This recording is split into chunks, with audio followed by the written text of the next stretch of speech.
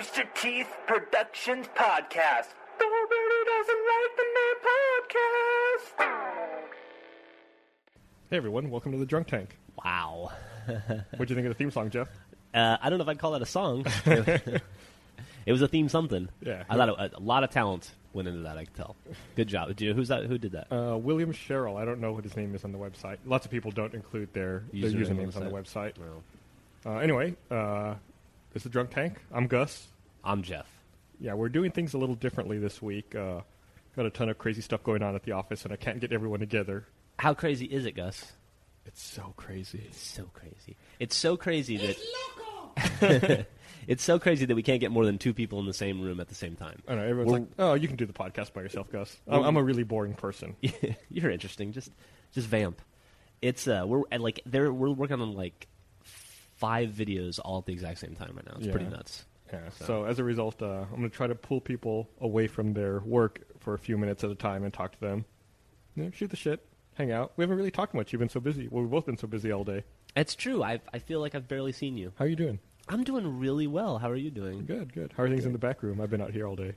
Things in the back room are progressing nicely. You know, can't really talk about it too much. I know, that sucks. Yeah, someday we'll talk about it. Starting to get excited about PAX.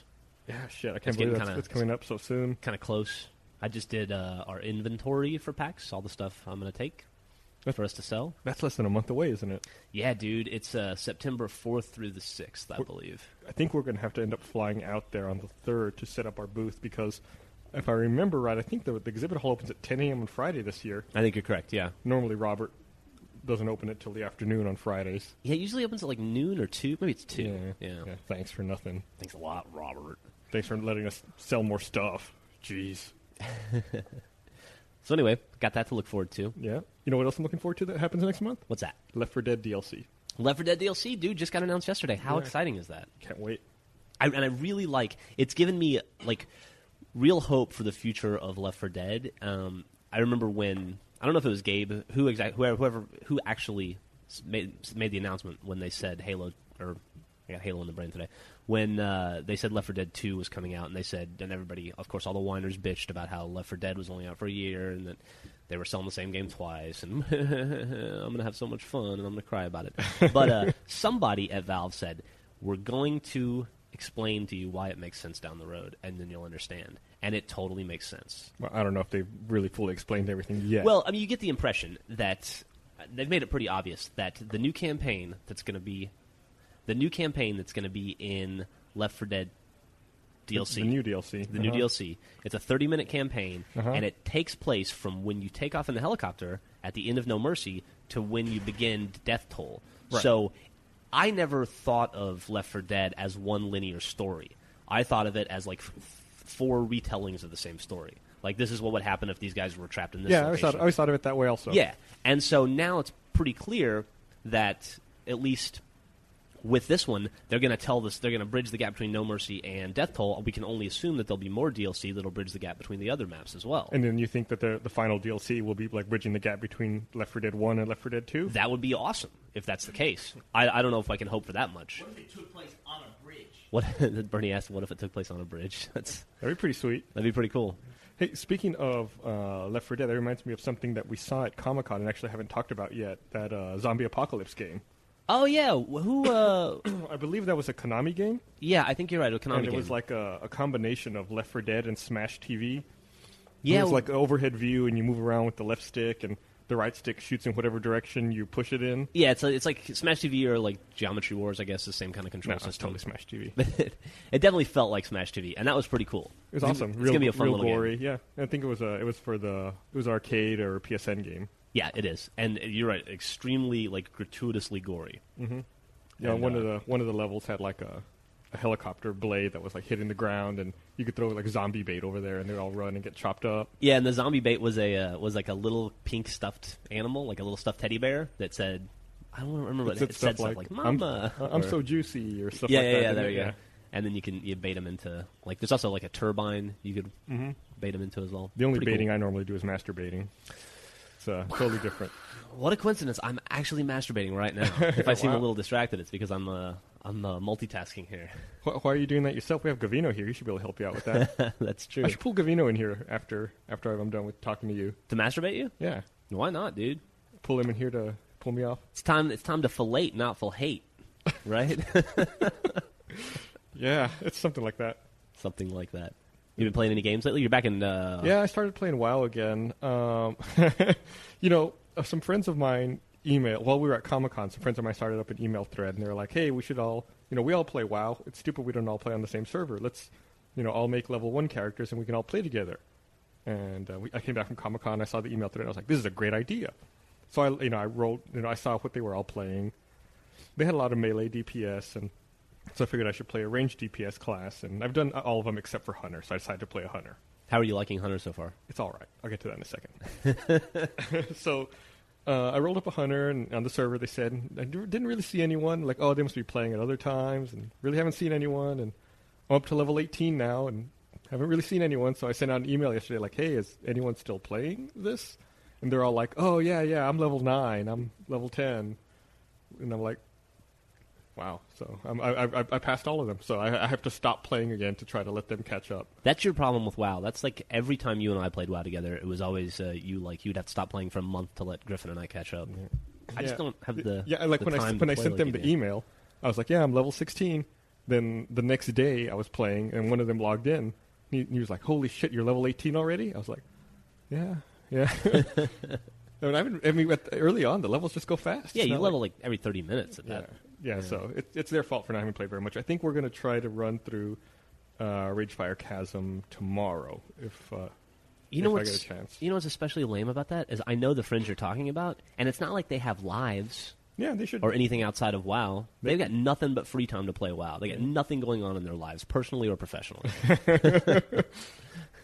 So hopefully I'll get a chance to play with them on Thursday, and we'll run RFC and get them leveled up a bit. Dude. But playing a Hunter is actually really easy. Well, everything's easy at level 18. Well, I don't know. Like, I've been... at those levels you get quests to kill, like, level 20 elites, and you're supposed to find a group? Yeah. I don't need a group. Really? Yeah. I have not needed to group for anything. I did... When I was level 16, there was a level 22 elite that I couldn't kill. But that's the only thing that's killed me so far in the game. And it was really close. I had him down to 200 hit points. Do you think that's because the Hunter is an easy class, or just because you've played so much WoW, you just know how to play it efficiently and effectively? Until you said that, I thought it was because the Hunter was an easy class. Yeah, that's got to be it. No amount of knowledge of the game is going to let you... I don't know, dude. I feel like every time you roll a new character, we have a very similar conversation. Where you're like, wow, druids are great. I can kill anything 5 levels above me. I can take out elites, no problem. And it's never that case for me. Well, I don't know. Maybe that has something to do with it. Well, I don't think so. It's really easy. I don't even have a tanking pet. I have a DPS pet. Really? Yeah, I need to pick up a turtle before we go to RFC so I can have my turtle off tank. Turtle, that's awesome. Right now, I just have a cat. I think it was a ghost claw lynx. I think is my pet right now. Wow, we sound so cool right now. This is the part of the podcast for Finch. Yeah, there you go. Congratulations, buddy. I know you're... Okay, well, on the bright side, all the WoW talk gone. All right, there you go. So since I'm so far ahead of everyone else, of all my friends, last night I started playing Gears of War 2 again. Oh, how are you liking it? It's good. I'm playing a campaign. Like any game, before I play the multiplayer, I always try to go through the campaign first. Are you playing it on hardcore? No, I'm playing on whatever the normal mode is. It's interesting that you're playing Gears 2 because, Gav's staying with me, and so we need games that we can play together.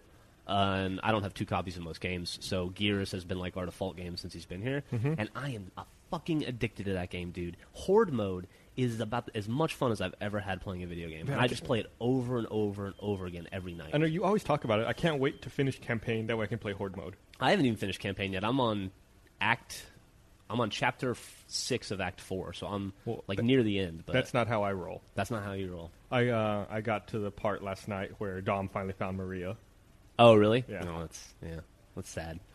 For anybody that hasn't played that yet, I don't want to give away any spoilers, but his wife gets kidnapped, and she gets starved and tortured and all fucked up, and then when he finds her, she doesn't recognize him, so he shoots her in the head and kills her. I was hoping you weren't going to give spoilers, because I wanted to give the spoiler. Oh, I'm sorry. No, that's all right. Well, I don't want to give spoilers. But yeah, no. The Horde mode is fantastic. I was actually thinking about giving Annex and Wingman a try tonight. Take a break from Horde mode and see what the other multiplayer modes are like, because I've really never played any of them. I have no idea what any of that means. There's different multiplayer modes. There's like Wingman, Annex, King of the Hill, Horde mode, and I think there's probably a few others. Well, I look forward to playing them all as soon as I'm done with campaign. Dude, that game has a fucked up achievement. Well, first off, there's the kill 100,000 people achievement, right? Mm-hmm. But there's this achievement to get to level 100 in the ranking system, and so I started looking at what that takes, and I think it's like, it goes pretty fast early on. Like, I'm level 20 now, but it's going to take me like 7,000 experience to get to level 21, and on an average game of Horde mode, I get like 200 experience a level. Jesus. So how many games, have you figured out how many games you have to play? Well, no, that's another reason why I'm checking out the other multiplayer modes, because I think I can get more. I don't know that Horde mode's the best way to get experience in that game. It might be the worst way, for all I know. So I'm going to check out some of the others. I've read good things about Annex. But regardless, it takes like, I think 6.5 million points to get to level 100, and I have, at level 20, I have like, I don't want to say the wrong, I think it's like 30,000 points or something. You're almost there. Yeah, so it's going to take like the rest of my life to do it. But I'm going to do it. Well, that's admirable. You should probably, like you said, look for like a walkthrough or a guide online. I'm sure there's got to be like a way to boost that. Well, I don't know. I don't know about that. I've looked a little bit already. It doesn't seem that promising. All right. Well, I don't want to keep you too long. I know you got a lot of work going on in the back room. I'm going to get back to work, and I'll send somebody else out. Thanks for stopping by. It was great to see you, dude. It's always great to have you. I've missed you terribly. Ladies and gentlemen, Mr. Geoff Ramsey. We'll be right back. All right. Now that we got rid of Jeff, I went ahead and grabbed Gavino and brought him in here. How's it going, Gavino? Pretty good. How's it going? How was Jeff's one? Jeff's was great. You have a lot to live up to. Yeah? Yeah. I like the flashing light on your headphones. Thanks. See, immediately I start talking about something that the people can't see. The coolest thing about these headphones is how they're gold-plated with platinum accents. I'm not seeing any gold or platinum. Play along, dude. They can't see it. I can see sort of green sludge. That's way more like it. Yeah. See, the blinking light means I'm in charge. Yeah? I'm running the show here. Do I have a blinking light? No, you do not have a blinking light. Hey, let's talk about something important. Nobody cares. So you've been to the... How many trips have you made to the U.S. now? How many times have you come over here and hung out with us? Like 4. It's the 4th one. 4th? 4th. Fuck you. 4th. Wow, that's crazy, man. And how long are you here till? When do you take off? I leave on the 30th of September. Wow, it's crazy. So I'm here for like 2.5 months. You're here way too long. I know. So what are you doing? Like, what's I know we're all real busy and doing a bunch of unusual stuff today. But I guess for people listening who might not know what you do day to day, what kind of things do you do around the office? Well, the first time I came here, I was intern. Right, I just got stuff, helped out where people needed it, and now I'm director of Red vs. Blue. That's like the biggest jump I think up it the is. corporate ladder ever. That's like when you take like 4 steps at a time. Yeah, you went from getting me coffee to getting everyone in the office coffee. It's a lot of responsibility. It's fun though. So directing. So like what do you do? Do you have to? I guess I receive the script from Bernie. I get everyone's lines recorded, and then I select the audio and bob the heads, cut it together. That's pretty much it. Nice. It's a lot of work. Add some sound. It is a lot of work actually. Bernie and Jeff always boast that they can shoot an episode in a day. It takes me a bit longer. It takes me like 2 or 3 maybe. Well, they're old, and we've had a few years of practice at this. Yeah, it's true. So. Do you ever feel like a time crunch? Because normally we put out the episodes at 9 p.m. Central Time now. Are you ever like scrambling at the last minute trying Not to get yet, stuff? but there is still plenty of weeks to come. That's true. And I'm sure there'll be one where I'm crapping myself to the end. How's production on next week's episode going? Have you started that yet? Haven't even seen the script yet. So yeah, I know we're... Good start.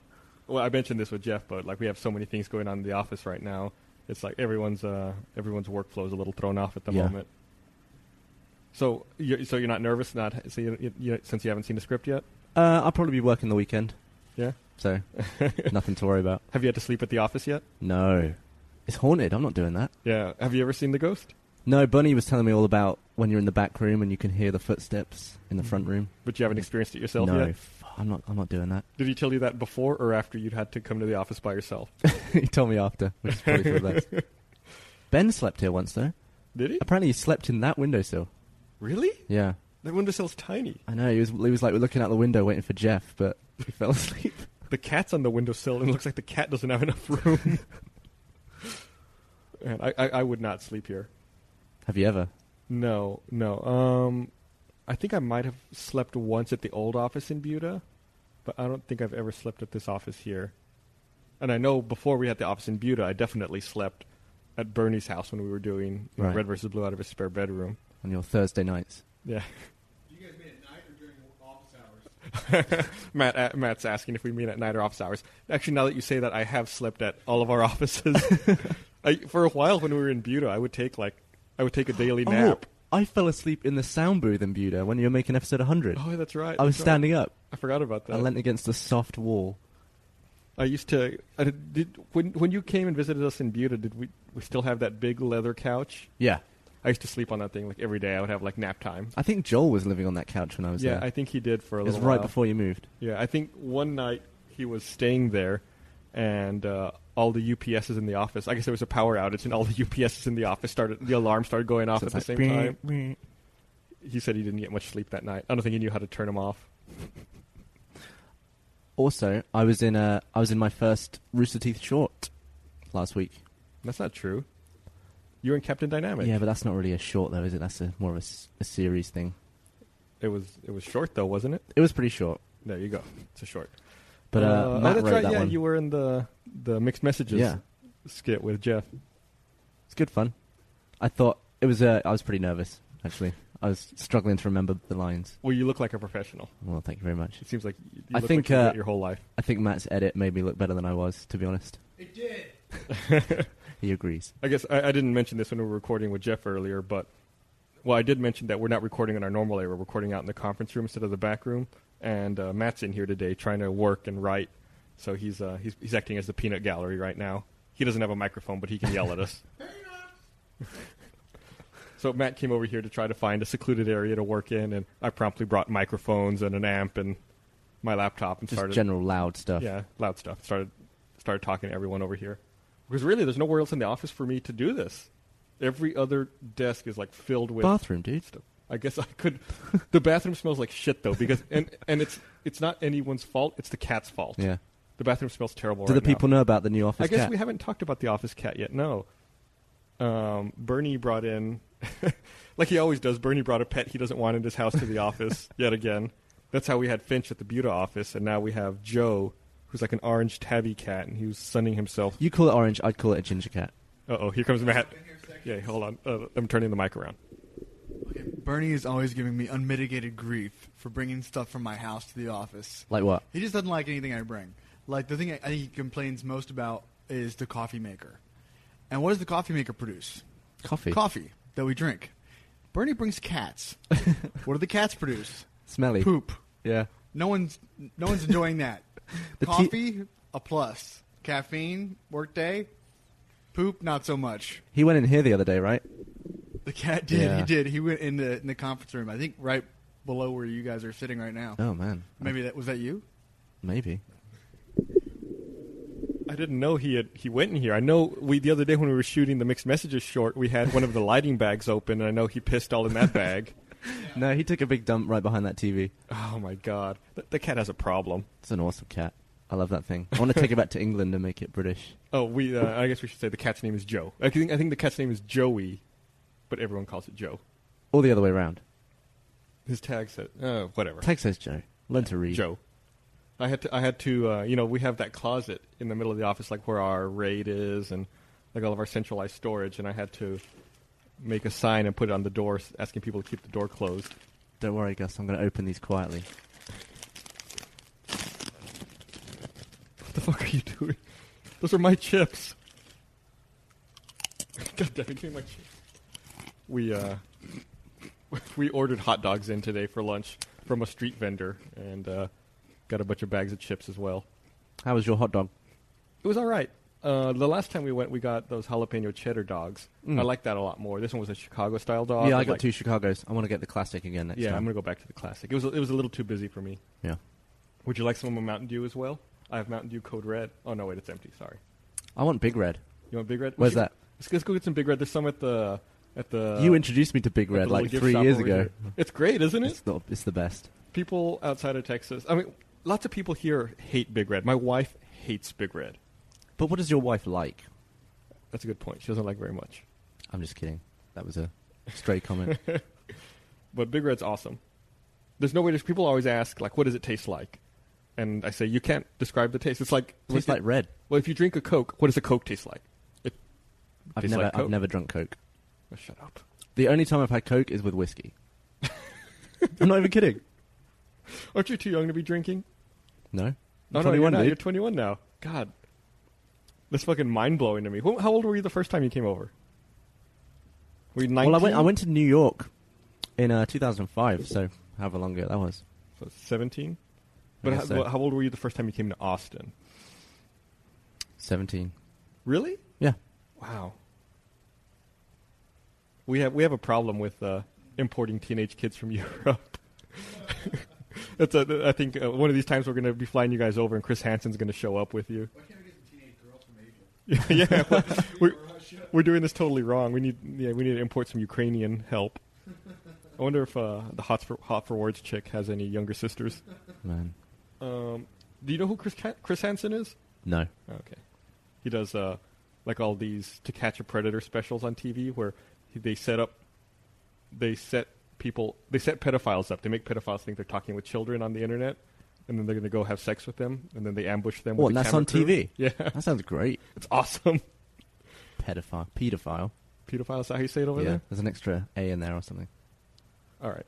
Well, I know you got a bunch of work to do, so I'm not going to keep you too long, Gavino. All right. But thanks for coming over. How was your first podcast experience?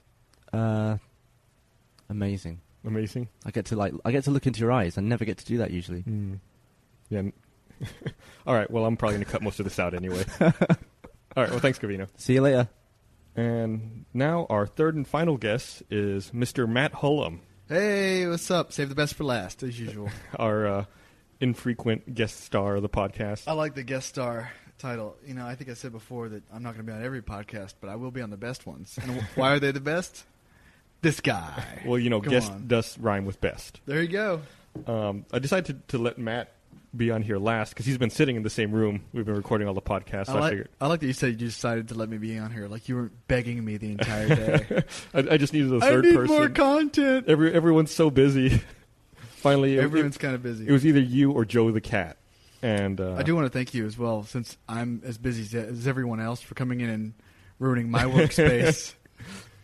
You don't complain about it as much as Bernie does. Oh, I guess that's a good thing in my favor. I'm not sure. Yeah, probably. Or else I'm just stupid for not piping up when I need to. So I don't know what you've been doing today, but I assume you're working on a script for live action shorts.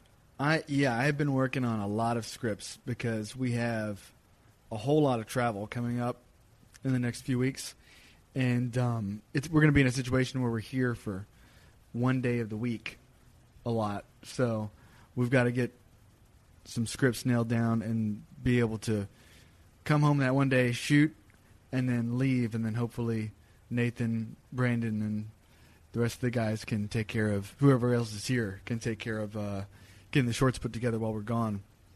I don't think they can. I don't think they can. I don't have much faith in that crew. That's why they've never been on the podcast. Yeah. Unreliable. And they probably are not listening to the podcast, so we can probably insult them as much as we want to. That's another reason they're not in the podcast. There you go. They don't have witty comments the day after it gets posted about what we talked about. Assholes. What are you going to do? But, we've got a lot of really great stuff coming up on the shorts. And some of it is going to require quite a bit more production. Well, that's great because we're not going to be here. I know. Well, it's going to be weird because it's going to some of this stuff is going to be really hard to pull off. And we've been lucky that a lot of our shorts we've been able to shoot in one very long day. You know, just do one 16-hour day, right? And get it done.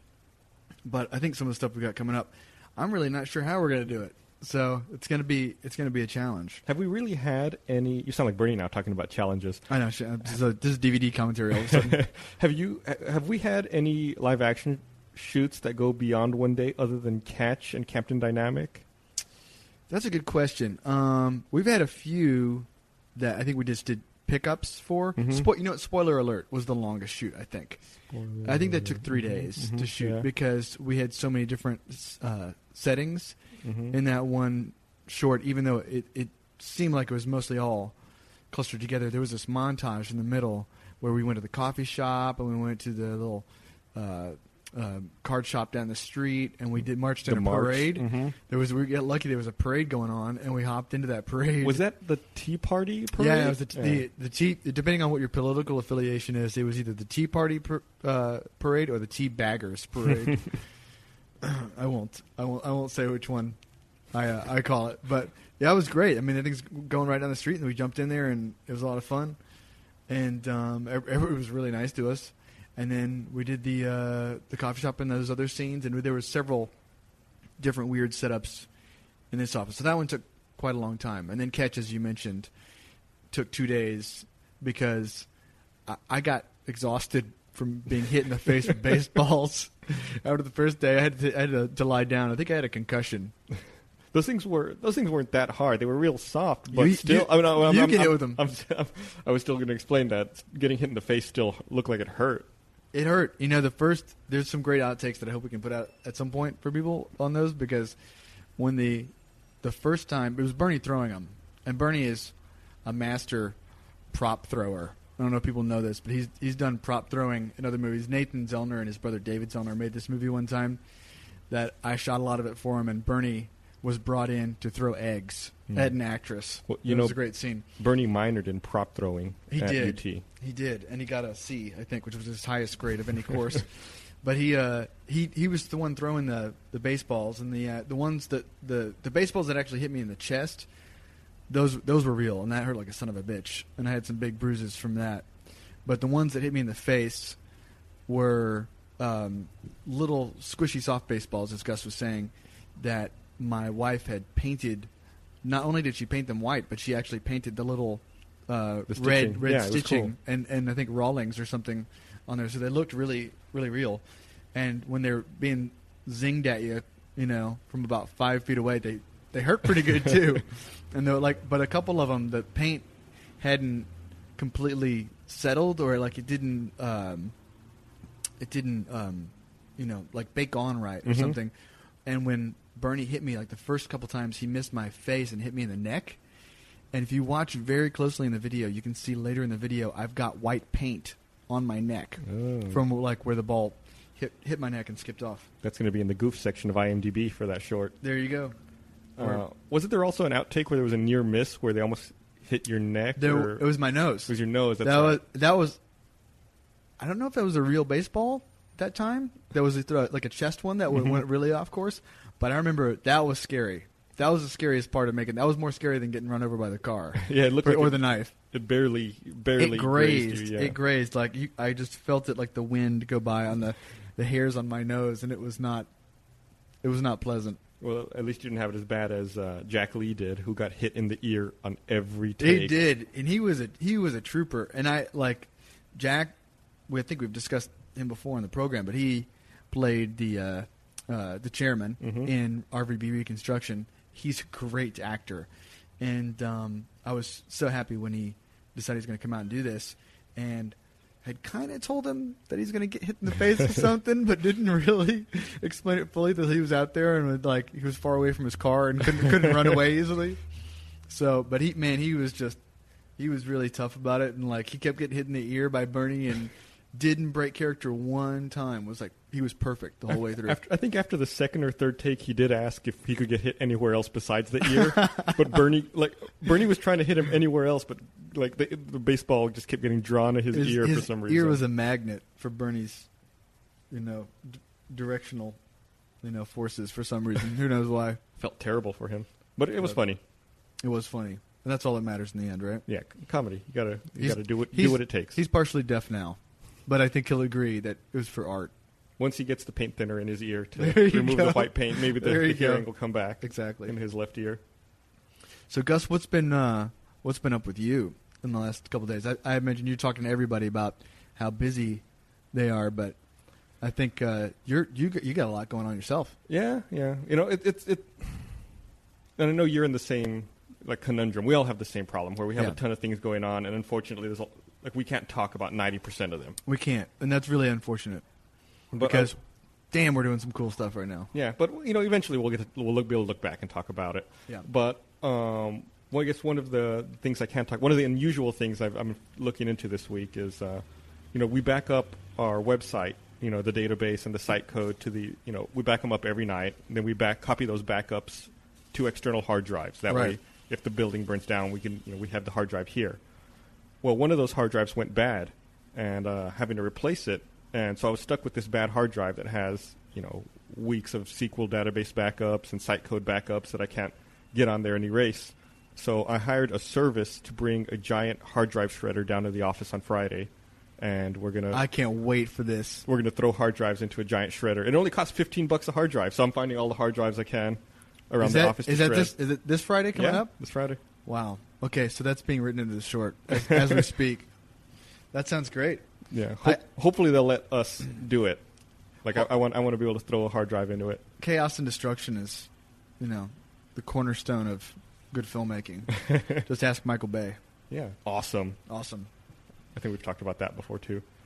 What else? And then beyond that, I guess just trying to get the podcast today. It seems like I've been trying to talk to people all day long for just a few minutes, and it's been interesting. It's been a long day. It's hard for everybody to talk while they're all scarfing down the Chicago dogs we had earlier too. Yeah, those were good. We have a guy that sells Chicago style hot dogs, like on one of those rolling carts down the street, which I always find funny whenever you buy food in another city that's like, the city's food. For some reason, like, seems like if it leaves the city, it becomes something else somehow. Like, we don't sell like Austin enchiladas in Chicago, but he's selling the Chicago style dogs, and he's just by himself at this cart, and he tells you he delivers, which I thought was weird. Did he roll the cart down here? No. He left the cart there, I guess. I don't know if he put up like a "Be Right Back" sign or something, but he came down here with all of our food. He's also got like this little mobile credit card scanner, and he's like a one-man shop. I bet it's his cell phone that you call. This is like just a perfect scam opportunity to steal a hot dog cart. Is it locked down or anything? I don't know. We asked him about it when we went out there the first time. How would you get away with a hot dog cart? Very slowly.